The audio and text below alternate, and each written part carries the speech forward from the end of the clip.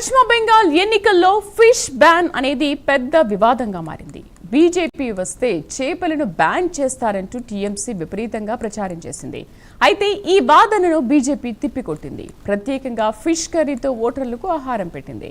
ఇప్పుడు వెస్ట్ బెంగాల్లో బీజేపీ గెలవడంతో కమలం పార్టీ కార్యకర్తలు ఫిష్ కర్రీతో విందు చేసుకుంటున్నారు.